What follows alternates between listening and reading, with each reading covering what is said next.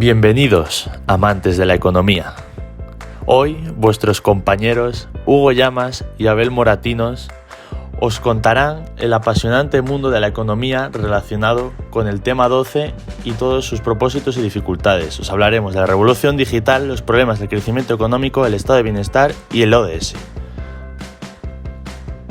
Empezaremos hablando por la revolución digital de una noticia del país del sector agrícola.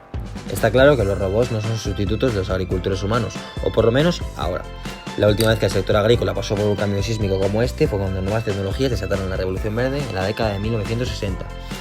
Entendemos revolución verde como el incremento de la producción agrícola que se produjo gracias al desarrollo de las tecnologías de investigación y su aplicación en la industria. El ascenso de la robótica y la inteligencia artificial, es decir, de la combinación de algoritmos planteados con el propósito de crear máquinas que presenten las mismas capacidades de un ser humano, podrá desatar una segunda revolución verde que sea además más amigable con el medio ambiente. En el pasado, la automatización agrícola se caracterizaba por monocultivos. ¿Esto qué significa? Significa la práctica de plantar grandes extensiones de tierra con cultivos de una sola especie, aplicando los mismos patrones de cultivo, riego, fertilización y recolección, lo que deriva en la producción de grandes cantidades de un solo producto. En esto en algunos países es imposible, produciendo desigualdades de ingresos. Las tecnologías digitales ayudan a cambiar esta situación para beneficiar a los agricultores de gran y pequeña escala. Por ejemplo, siguiendo el ejemplo de aplicaciones de economía compartida, significa un tipo de economía que fundamentalmente los usuarios aprovechan de las nuevas tecnologías para prestar, comprar, vender, compartir o alquilar bienes y servicios. Permiten a los pequeños productores compartir recursos para la automatización agrícola. Como vemos aquí, la gran ventaja de la robótica es en su potencial de eficacia con respecto a sus costes, lo que permite que los pequeños agricultores compitan con sus contrapartes de mayor tamaño. Para asegurarse de que la automatización agrícola de los tractores a los drones sea inclusiva, los gobiernos deben invertir en la infraestructura esencial, lo que incluye llevar electricidad y conectividad de banda ancha a las áreas rurales. No hay duda de que por sí sola la tecnología no enmendará las falencias del mundo a la hora de producir alimentos de manera más sostenible o hacer que los cultivos sean más eficientes y equitativos.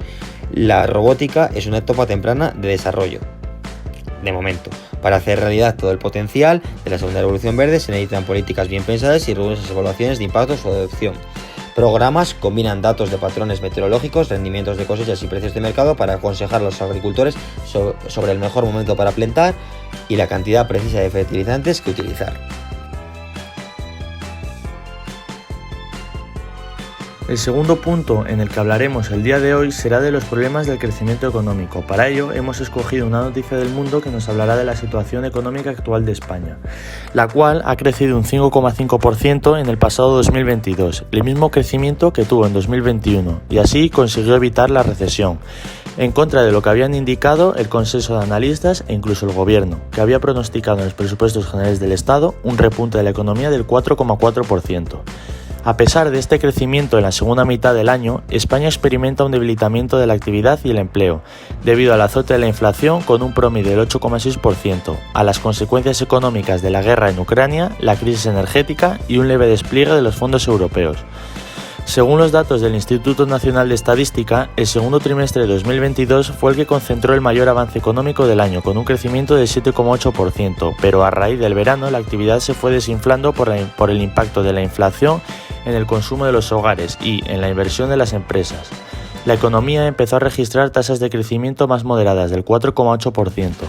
En el periodo septiembre-diciembre, el impacto de la inflación en el consumo de los hogares se hizo patente y la demanda nacional solo contribuyó con 6 décimas. La demanda externa, por el contrario, sostuvo el crecimiento con 2,1 puntos gracias al descenso de las importaciones y a un aumento de las exportaciones. El consumo de las familias se redujo un 1,8% en el último trimestre del año pasado respecto al anterior, aunque ese hundimiento se vio compensado por un incremento significativo del gasto público del 1,9%. La inversión de las empresas cayó aún más en el último trimestre, dado que las compañías optaron por una actitud prudente ante el incremento de costes y el endurecimiento de las condiciones de financiación. Aunque la economía española ha crecido, sigue 1,5 puntos por debajo de los niveles previos a la pandemia, y los expertos creen que no se cerrará esta brecha hasta el año. Ahora vamos a hablar del estado de bienestar, un tema importante. Empezamos definiendo el estado de bienestar como el concepto político-económico con el que se designa un modelo de Estado y de organismo social en el que el Estado cubre los derechos sociales de todos los ciudadanos de nuestro país. Para ello hemos cogido una noticia de La Razón que apunta a huelgas de movilizaciones sanitarias en Madrid, Cantabria, un problema que ya viene fracturándose desde la crisis de 2008. El austericidio que asumieron los Estados miembros de la Unión Europea tuvo como consecuencia el recorte de gasto en prestaciones públicas, dando lugar al RD 16-2012, que tiene de objetivo reformar la cobertura sanitaria en el SNS, ordenar la cartera de servicios, mejorar la eficiencia de la oferta sanitaria y racionalizar la oferta y demanda farmacéutica del país. La gente quedó indignada ante esta situación y te preguntarás el por qué. Porque se redujo el gasto de donde era fácil hacerlo y no en donde hubiese tenido menos consecuencias. Rescisión de contratos, insuficientes contrataciones de personal, algo que era totalmente incomprensible, es totalmente incomprensible. En definitiva, la política dominante de quitar grasa al Estado es una mala idea porque favoreció el debilitamiento de uno de los pilares del Estado de bienestar como es la sanidad. Cuando sobrevino la pandemia de COVID-19, pero el sistema sanitario ya estaba tocado, no había recursos suficientes para todos. Las movilizaciones de los médicos pueden tener éxito porque la sociedad está concienciada de lo que ha venido pasando. Ayuda de la beatificación, que es una donación que se define como el reconocimiento otorgado por la Iglesia de la entrada de una persona muerta en el cielo y la capacidad de interceder en favor de personal que rezan por su nombre y que han experimentado los sanitarios durante la pandemia, como Cruz Roja. Pero la solución al problema no son unos parches aquí y allá o un aumento salarial a los médicos, de la misma manera que se empieza a abordar en serio la cuestión de la sostenibilidad de las pensiones. Le toca el turno a la sanidad pública.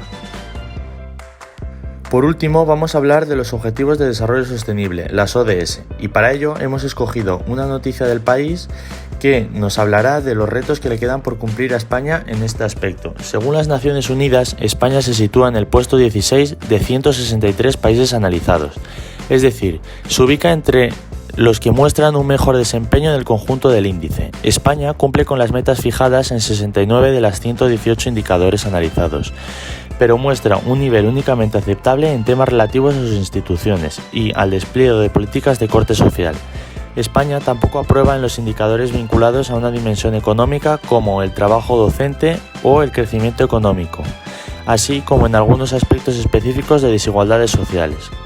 Los tres retos a los que se enfrenta España para mejorar estos indicadores son la adaptación del sistema económico a los criterios de sostenibilidad ambiental, es decir, la necesidad de mejoras significativas en ámbitos como el desarrollo de una agricultura sostenible, el desarrollo de los sistemas de reciclaje de plásticos, la protección de mares y ríos o el desarrollo de la pesca sostenible. El segundo reto que España debe conseguir es que el capital humano y la consecución de mejoras en la productividad deben ser determinantes para el crecimiento económico a largo plazo. Actualmente hay un escaso registro de patentes y de inversión de I+D por parte de las empresas. ¿Y qué nos quieren decir con I+D? Pues el capital que las empresas destinarán para investigar. España presenta un desempeño mejorable en todos los indicadores de desigualdad, así como en diferentes aspectos de su estado de bienestar, como la igualdad salarial por género y excesiva carga de la renta del hogar, excesiva explotación reclusa, una notable relevancia de las exportaciones de armas y un menguante volumen de ayuda oficial al desarrollo. En definitiva, si España quiere alcanzar las ODS en el año 2030, tendrá que hacer frente a estos tres retos clave mediante un intervencionismo público inteligente.